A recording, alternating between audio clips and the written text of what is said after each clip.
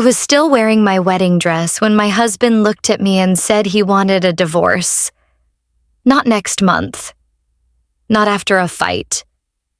Not after years of pain, silence, or broken promises. The morning after our wedding, less than 24 hours after I had stood beside him in a little chapel, holding his hand, believing I had finally become the woman I was raised to be. A wife. A good woman. A woman who waited. My name is Mariah Bennett, and for a long time I thought the worst thing that could happen to a woman was giving her heart to the wrong man. I was wrong. The worst thing is realizing you ignored every warning because you wanted the dream more than you wanted the truth. I grew up in a small town outside Savannah, Georgia, the kind of place where people did not ask about your life because they already thought they knew it. Our streets were quiet. The houses had front porches with rocking chairs. The church bell rang every Sunday morning, and if your car was not parked outside by 10, somebody's auntie would ask your mama where you were. My parents were strict. Not cruel, not at first. Just strict in that old-fashioned Southern way where love came with rules, silence came with respect, and every mistake felt like it belonged to the whole family. My father, Amos Bennett, worked at a repair shop. He had rough hands, tired eyes, and a voice that could make a room go still. My mother, Celeste, taught Sunday school and believed reputation was something a woman carried like glass. Beautiful, clear, easy to break. From the time I was little, she told me my heart was precious. She told me my body was sacred. She told me not to give pieces of myself to boys who only wanted proof that they could take them.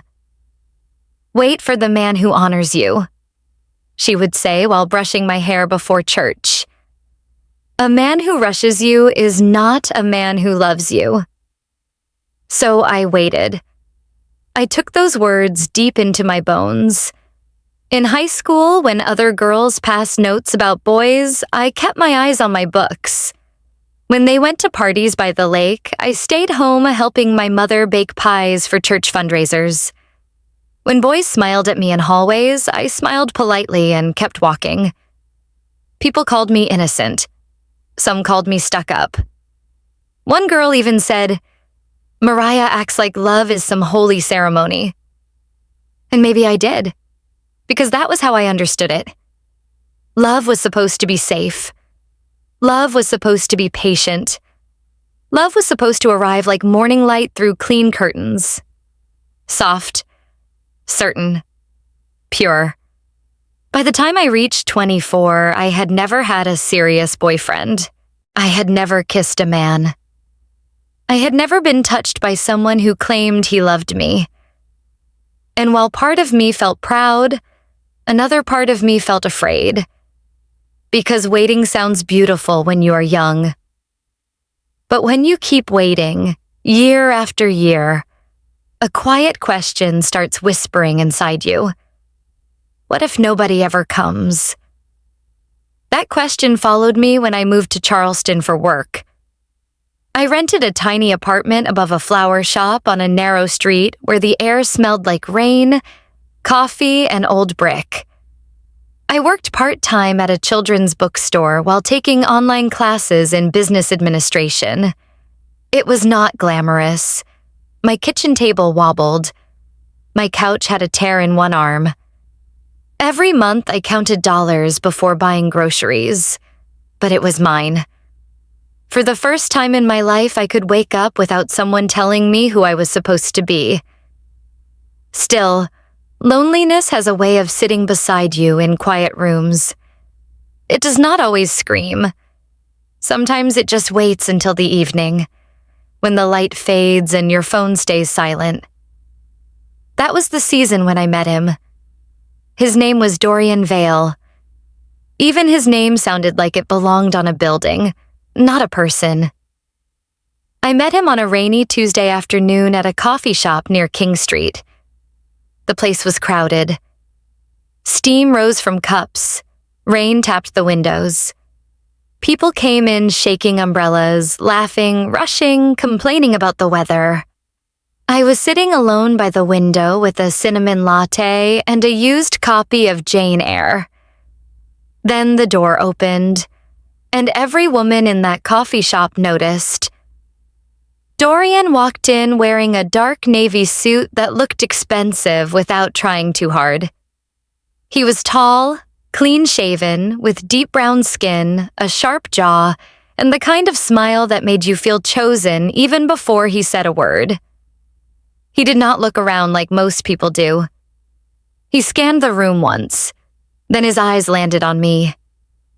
I looked down immediately. My face got hot. I told myself not to be silly. Men like that did not notice women like me. But a few seconds later, a shadow fell across my table. "Is this seat taken?" I looked up. He was standing there, holding a black coffee, smiling like we had already met in another life. "No," I said. "You can sit." He sat across from me, not beside me, across, like he wanted to study me. For a moment, he did not say anything. He only looked at me with this soft, curious expression that made my stomach twist. Then he said, "You have a peaceful face." I laughed because I did not know what else to do. "A peaceful face?" "Yeah," he said, "like you still believe the world can be good." That sentence should have scared me. Instead, it opened something in me.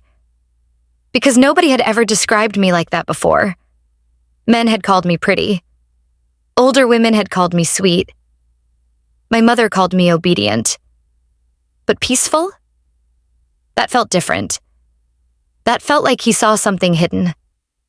We talked for almost an hour. He asked where I was from. I told him about my town, my parents, the church, the bookstore, my business classes. He listened like every detail mattered. He did not interrupt. He did not check his phone. He leaned forward when I spoke, like the whole loud coffee shop had disappeared, and I was the only person left in the room. Before he left, he asked for my number. I hesitated. Not because I did not want to give it to him, because I wanted to too much, and that scared me. Still, I typed my number into his phone. When he walked out into the rain, he looked back once through the glass and smiled. That night, I called my best friend, Naomi Reed. Naomi had been my friend since high school. She was bold where I was careful. She had big curly hair, bright lipstick, and a way of seeing trouble before it introduced itself. When I told her his name, the line went quiet. Not a small quiet. A heavy one. "Mariah," she said slowly. "Did you say Dorian Vale?" "Yes. Why?" She sighed. And when Naomi sighed like that, something bad usually followed. "Girl, listen to me. That man is dangerous." I laughed a little, trying to make it lighter. "Dangerous how? Like criminal dangerous?" "No," she said. "Worse for women like you. He is rich, charming, and bored." I felt my smile fade. Naomi told me she had heard about him from people in Charleston.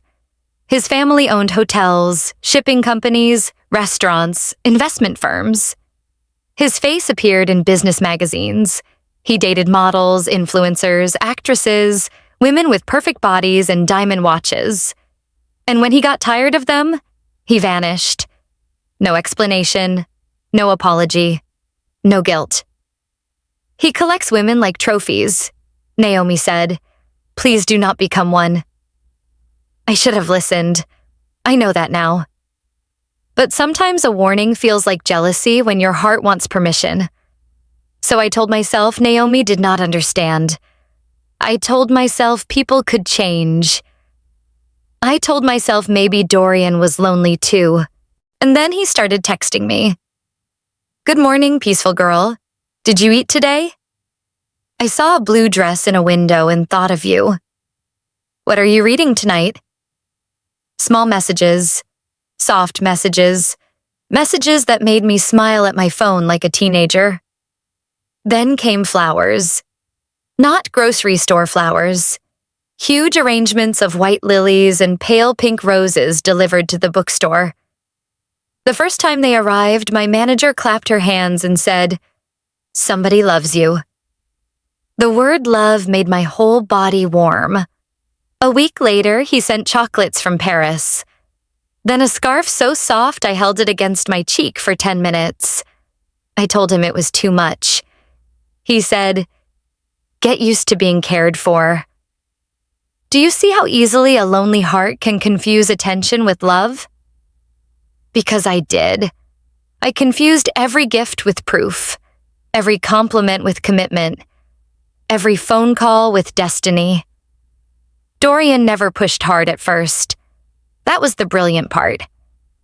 He made me feel safe before he made me feel wanted. He asked about my parents. He praised my values. He said it was rare to meet a woman who still believed in loyalty. He said modern dating felt empty to him.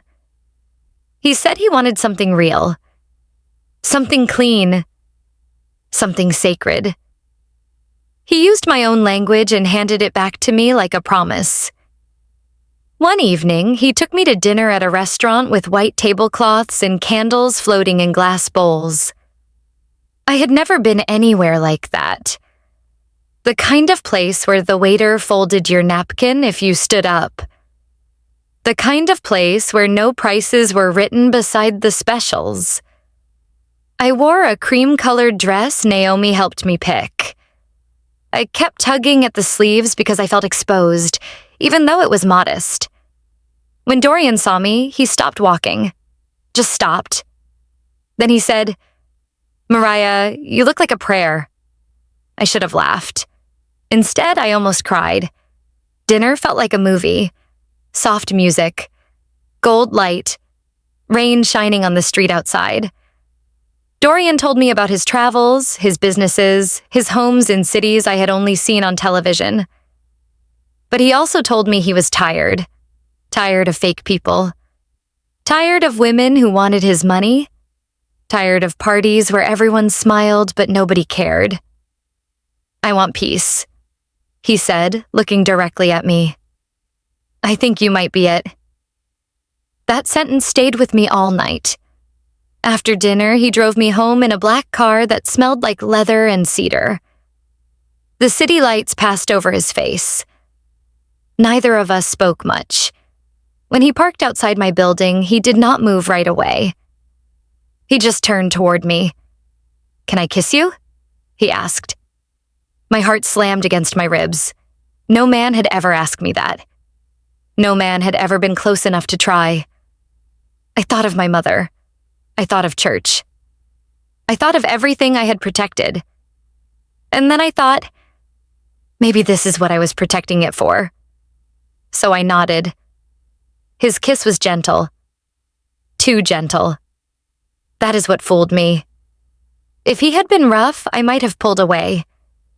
If he had rushed, I might have remembered Naomi's warning. But he kissed me like I was breakable. Like he respected the fact that I was new to all this. When I went upstairs, my hands were shaking. I stood in my bathroom staring at myself in the mirror. My lips felt different. My face looked different. I whispered, "I kissed him." Then I cried. Not because I was sad, because I felt like my life had finally started. The next few weeks moved fast. Too fast. That is another thing I want you to hear. Sometimes danger does not look like a storm. Sometimes it looks like speed. Dorian wanted to see me every day. Lunches, dinners, walks by the water, late-night phone calls that stretched past midnight. He met me outside my classes. He waited near the bookstore with coffee. He made himself part of my routine so quickly that life without him started feeling empty. Then one night, we were sitting in my apartment during a thunderstorm. Rain struck the windows. The lights flickered. I had made soup because it was the only thing I could cook well. Dorian sat beside me on the couch, close enough that I could feel the warmth of his arm. He kissed me. Then he kissed me again. This time the air changed. His hand moved to my waist. My body froze. He felt it immediately. "What's wrong?" he asked. "I can't," I whispered. He leaned back. I could not look at him. "I mean, I don't want to do that before marriage." There. I had said it. The old rule, the sacred line, the thing people had mocked me for. I waited for him to laugh. I waited for him to get angry. I waited for him to leave. Instead, he smiled. Not warmly. Not exactly. It was softer than that, but something about it made the room feel colder. "Then marry me," he said. I stared at him. "What?" "Marry me," he repeated, like he was suggesting we order dessert. My breath caught. "Dorian, we've only known each other a little while." "I know what I want. You can't be serious." "I have never been more serious." He took my hands. His palms were warm, his eyes were steady. "Mariah, you said you were waiting for marriage. I respect that. So let me honor you properly." Those words broke through every defense I had. Honor you properly. That was exactly what I had been taught to wait for. A man who respected my values. A man who would not pressure me. A man who would choose commitment instead of temptation. I called Naomi after he left.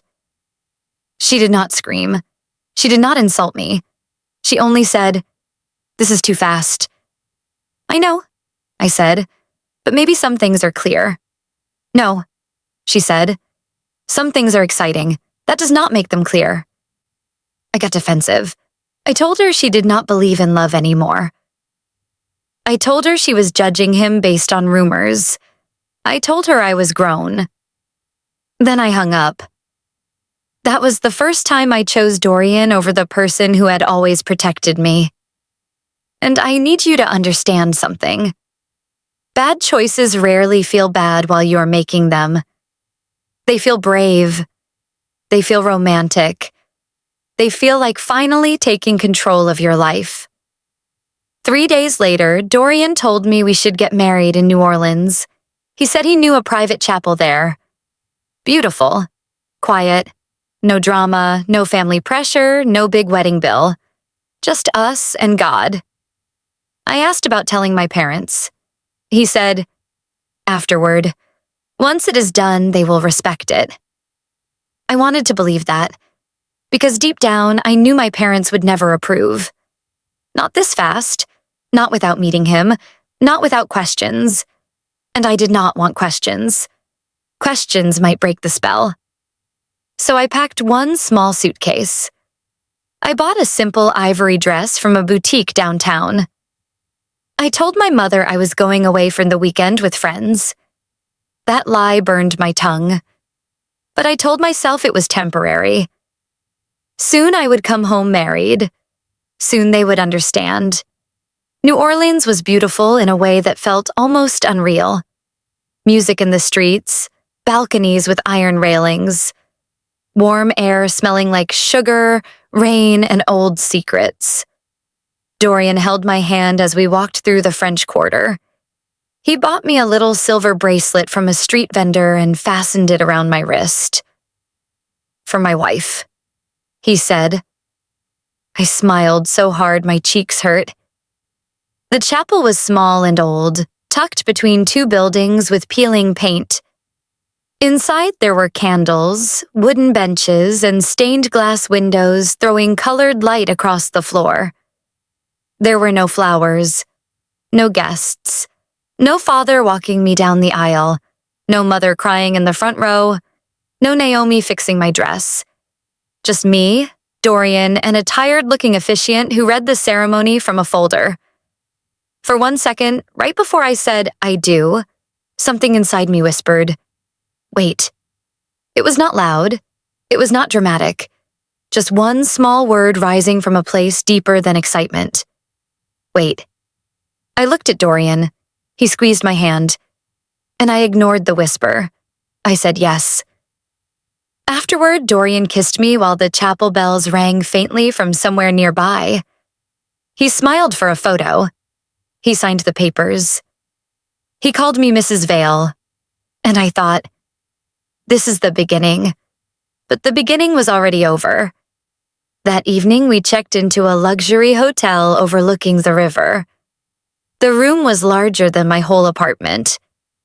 There were white roses on the table, champagne in a silver bucket, a marble bathroom, a bed covered in crisp white sheets.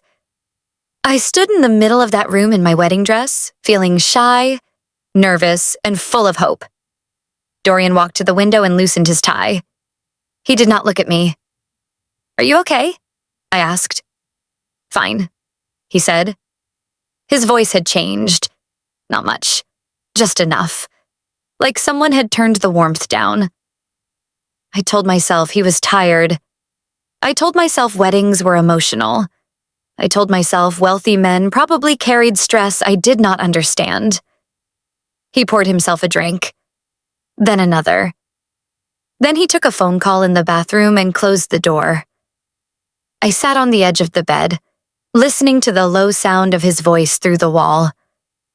At first I smiled. Then I stopped. Because he was laughing. Not a tired laugh. Not a business laugh. A cruel little laugh. When he came out, I asked who it was. "No one important," he said. Then he took off his jacket, placed it carefully over a chair, and said, "I need to clear my head." He went into the sitting room and shut the door. I stayed on the bed, alone, in my wedding dress. I watched the champagne bubbles rise and disappear. I watched the roses lean toward the lamp. I watched the river lights blink outside the window. And for the first time all day, I felt afraid. Not scared like something might happen. Scared like something already had. I barely slept. Sometime after midnight, Dorian came back and lay down beside me without touching me. His back faced me. I stared at the ceiling until morning light turned the room gray. At 8, he got dressed. No kiss. No good morning. No softness. "Where are you going?" I asked. "Meeting." "On our honeymoon?" He looked at me like I had asked something childish. "I will be back." He left. 1 hour passed. Then 2. Then 4. I called him. No answer. I texted him. Nothing. By noon, my stomach hurt from panic. I walked around the room barefoot, still wearing the bracelet he bought me. I checked the hallway. I checked my phone. I checked my reflection and did not recognize the woman looking back. At 2:17 p.m., the door opened. Dorian walked in carrying his suitcase. His face was calm. Too calm. "Dorian?" I said. He did not answer. He placed the suitcase near the door. Then he looked at me and said the words that split my life in half. "I want a divorce." For a second, I thought I had misheard him. "What?" "I want a divorce." I laughed once, a strange, broken sound. "Stop, that's not funny." "I'm not joking." My hands went cold. "We got married yesterday." "I know." "Then why would you say that?" He sighed like I was annoying him. "Because this was a mistake. A mistake. Not a marriage, not a vow, not my whole heart. A mistake." I stepped toward him. "Did I do something wrong?" "No," he said. "You are just not what I need." "What does that mean?" "It means you are sweet, simple, small town, but my life is bigger than this." His eyes moved over me like I was furniture he regretted buying. "I thought your innocence would feel refreshing," he said. "But honestly, it feels boring." Something inside me collapsed. I could feel it. A quiet cave-in behind my ribs. "You married me because you were bored?" He did not answer. He did not have to. I started crying. Not pretty tears, not movie tears. The kind that make your throat close and your face twist. I asked him why. I asked him what changed. I asked him if he had ever cared about me at all. He picked up his suitcase. Do not make this dramatic. That sentence did something to me. It burned. Because people who destroy you always want you to bleed quietly. He walked to the door. I followed him. Dorian, please. You made vows. He opened the door. Then he looked back once. No regret. No sadness. Only irritation. You should be grateful, he said. Some women never get a story this interesting. Then he left. The door closed, and I fell to the floor. I do not remember how long I stayed there. I remember the carpet against my cheek. I remember the smell of roses turning sour. I remember my phone buzzing because hotel checkout was approaching. I remember thinking, I am married. Then thinking, I am abandoned. Then thinking, I cannot go home. But I had nowhere else to go. When I finally returned to Georgia, I told my parents everything. Not all at once. I tried. I stood in their living room, the same room where I had opened Christmas gifts as a child, and watched their faces change. My mother sat down slowly. My father stayed standing. His jaw tightened. For a moment, nobody spoke. Then my father said, You ran off with a man we never met. His voice was low. You lied to your mother. I know, I whispered. You married a stranger. I thought he loved me. My mother covered her mouth, but not because she was crying for me, because she was ashamed. We raised you better than this, she said. Those words hurt worse than Dorian's, because I expected cruelty from him. I did not expect it from the people who taught me love was supposed to catch you when you fell. I tried to explain. I told them he had pressured me in a different way. Not with force, with promises, with respect, with all the words they had taught me to trust. But my father would not hear it. You brought shame into this house, he said. I looked at my mother. Please, I said. I just need somewhere to stay.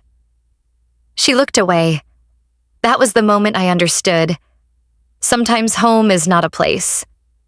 Sometimes it is just an idea you outgrow painfully.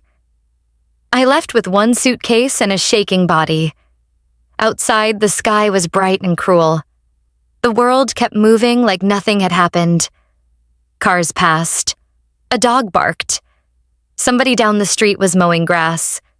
And I stood there with no husband, no home, and no idea who I was anymore. Then my phone rang. Naomi?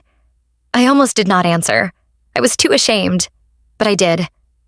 For a few seconds, neither of us spoke. Then she said, Where are you?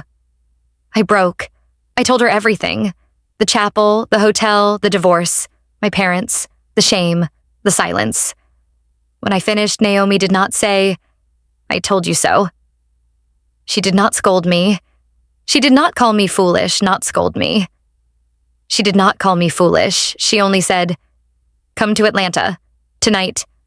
I'm making up the couch. That is friendship. Not the person who warns you once and disappears when you fall. The person who warns you, watches you fall, and still opens the door. I moved into Naomi's apartment the next day. Her place was small, crowded, and alive. Plants everywhere, shoes by the door, a kitchen that always smelled like garlic or coffee.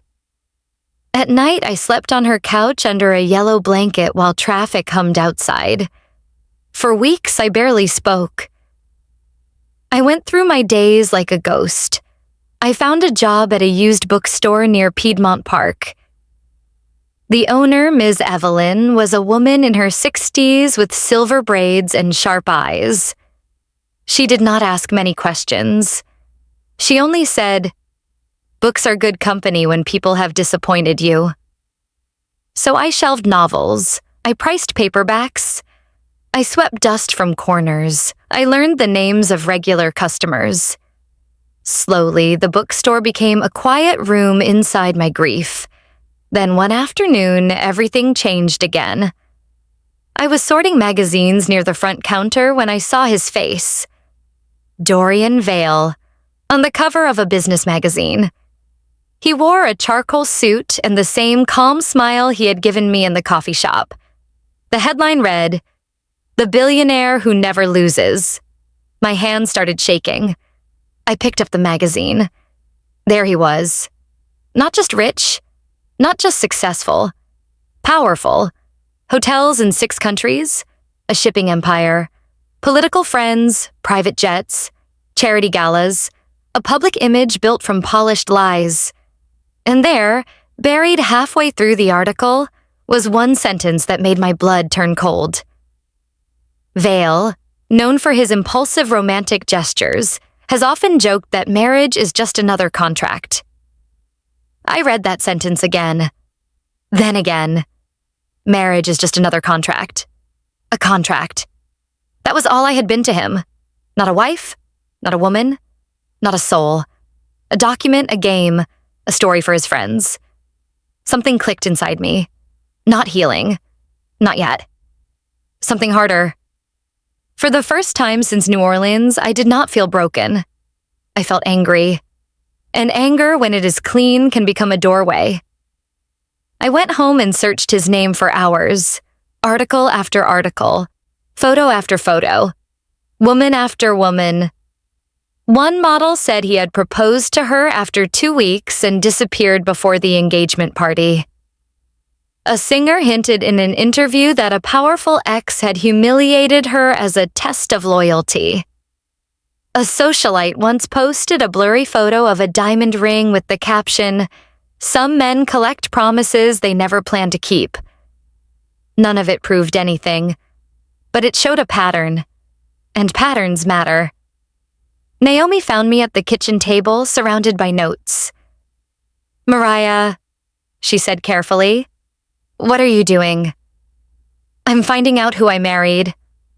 "No, you're hurting yourself." "Maybe," I said, "but I'm also done letting him be the only one who knows the truth." The next week, I met with a lawyer named Camille Hart. Her office was on the 9th floor of an old building downtown. Nothing fancy. No marble, no gold. Just shelves of case files, a dying fern, and a woman who looked like she had heard every lie men tell and kept receipts for all of them. I told her everything. I expected disbelief. I expected pity. Camille only listened. When I finished, she leaned back and said, "He misrepresented his intentions to induce you into a marriage. He abandoned you immediately. He has resources and reputation. This will not be easy." My stomach dropped. "But is it possible?" She looked at me over her glasses. Possible and easy are not the same thing. That became our beginning. We gathered texts, flowers, receipts, travel records, the chapel documents, hotel records. Every message where he praised my values. Every message where he framed marriage as respect. Every little piece of the trap. Dorian found out faster than I expected. One night, an unknown number called. I answered without thinking. His voice slid through the phone like smoke. "Mariah." My whole body went cold. I almost hung up, but something made me stay. "You should stop," he said. I gripped the phone. "Stop what?" "Embarrassing yourself." There was music behind him, laughter, glasses clinking. He was at a party, while I was standing in Naomi's hallway trying not to shake. "You think a little bookstore girl can fight me?" he asked. My voice came out small. "I think you lied." He laughed, not loudly. Worse, softly. "Everyone lies, sweetheart. The difference is I can afford mine." For 1 second, I was back in that hotel room. Small, stupid, powerless. Then I looked at Naomi, who had come into the hallway and was watching me with wide eyes. I put the phone on speaker. Dorian kept talking. You wanted a fairy tale. I gave you one. Be grateful. Naomi's eyes changed. She grabbed a notepad and started writing. Camille later told me that call mattered. Not because it was everything, but because arrogance often leaves fingerprints. The case did not become a big public trial right away. That is not how life works most of the time. There were filings, meetings, delays, pressure, threats. His attorneys painted me as unstable, naive, greedy. A woman embarrassed by her own choices, now trying to profit from regret. That hurt. Because part of me feared they were right. Was I naive? Yes. Did I ignore warnings? Yes. Did I want the dream so badly I closed my eyes? Yes. But none of that gave him the right to use my trust as entertainment. That was the line I held on to. Months passed. I worked at the bookstore during the day and helped Camille organize documents at night. I cried in bathrooms, I lost weight, I gained it back. I stopped wearing the silver bracelet and buried it in a drawer. Then one morning, Camille called. They want to settle. I sat down on the edge of Naomi's couch. What does that mean? It means they are worried. The settlement offer was large, more money than I had ever imagined touching. But there were conditions. Silence. No interviews, no posts, no public accusations. For 24 hours, I did not know what to do. Part of me wanted the world to know. I wanted Dorian exposed. I wanted every woman to see his face and run. But Camille said something I never forgot. Justice is not always the same shape as revenge. Naomi said something else. Do not let him keep renting space inside your future. So I took the settlement. Not because money healed me. It did not. Not because silence felt fair. It did not. But because I wanted my life back more than I wanted his name in my mouth forever. And there was one thing I refused to sign away. My story. I could not name him publicly. I could not drag the case through headlines. But I could tell the truth in the shape of a lesson. I could become more than the woman he left. When the papers were signed, I walked out of Camille's office and stood on the sidewalk. Atlanta traffic roared around me. The sun was bright. Too bright. For the first time in almost a year, I breathed without feeling like something heavy was sitting on my chest. That evening, my parents called. My mother cried. My father cleared his throat 3 times before speaking. They said they were sorry. They said they had been ashamed and afraid. They said they should have protected me. I listened. The old Mariah would have forgiven everything immediately. She would have run home just to feel loved again. But I was not that woman anymore. I love you, I told them. But I cannot come back just because you are ready to feel better. My mother cried harder.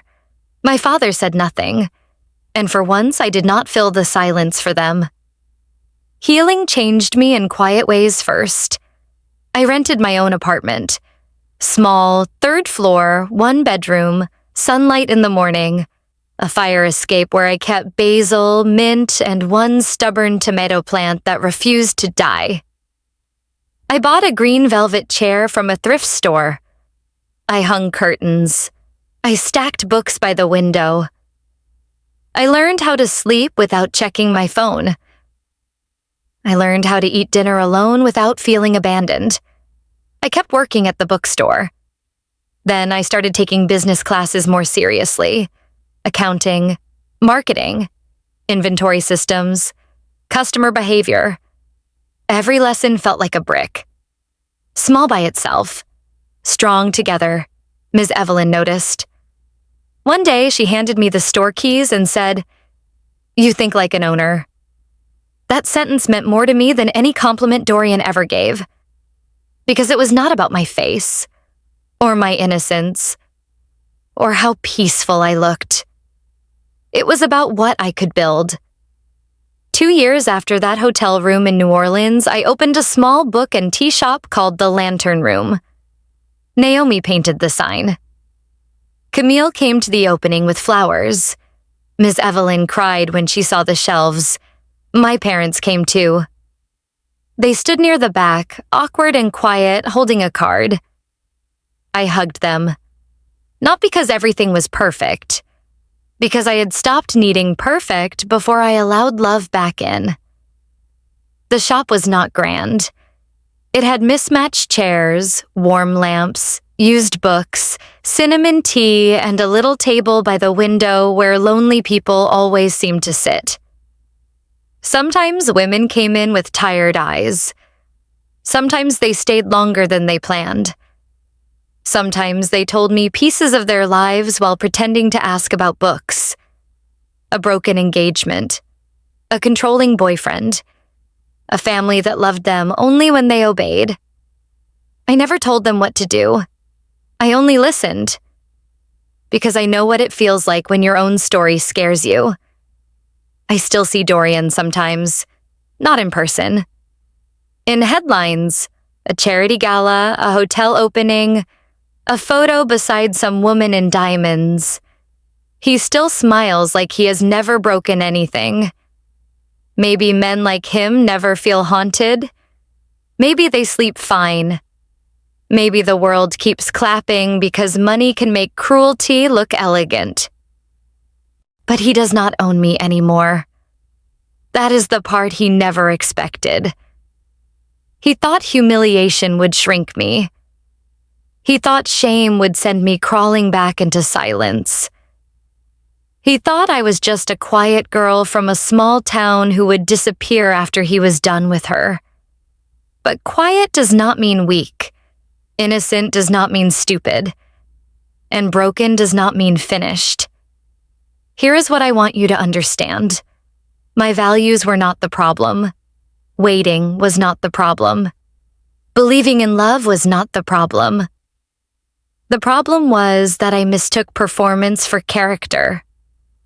I thought because a man knew the right words, he had the right heart. I thought because he respected my boundary once, he respected me completely.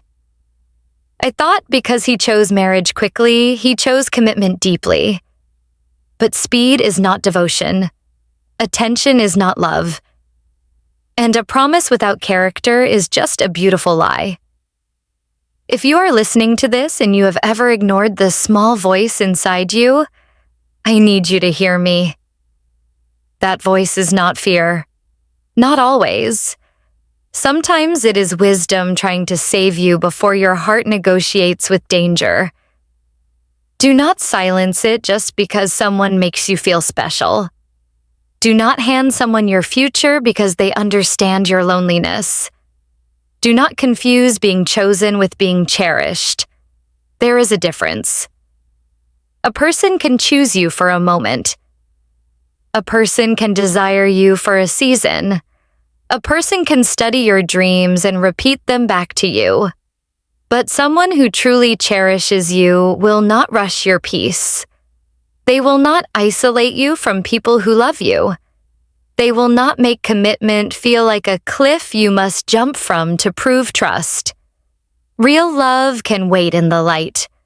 Real love can answer questions. Real love can meet your family, your friends, your doubts, and your boundaries without turning cold. And if you already made the mistake, listen carefully. Your story is not over because someone used you. Your worth is not gone because someone fooled you. Your future is not ruined because you trusted the wrong person. You may have been naive. You may have ignored warnings. You may have walked straight into the lesson with your eyes half closed. But shame is not a home. Do not live there. Pack what you learned. Leave what tried to destroy you. And build something no one can take from you. Today, when I open the lantern room each morning, I turn on the lamps one by one. The room fills with warm yellow light. The kettle starts to sing. The first customers step inside. And sometimes when the sunlight lands across the wooden floor just right, I think about the girl I used to be. The girl in the coffee shop. The girl in the chapel. The girl on the hotel floor. I wish I could kneel beside her and take her hand. I wish I could tell her, "You are not foolish. You are learning."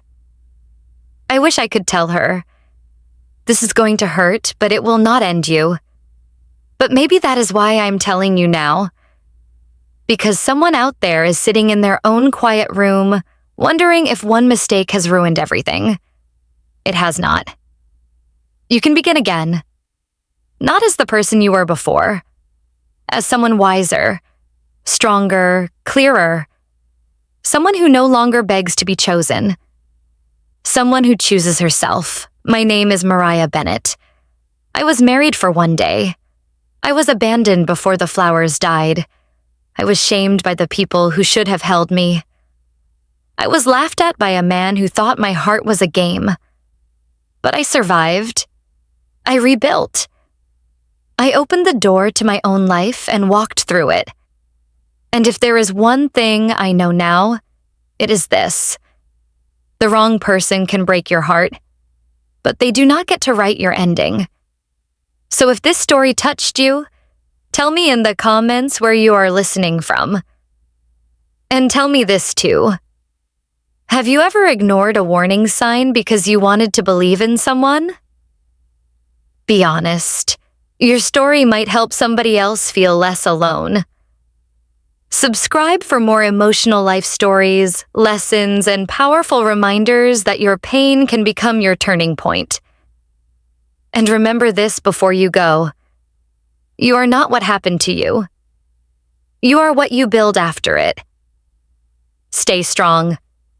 Your story is still being written.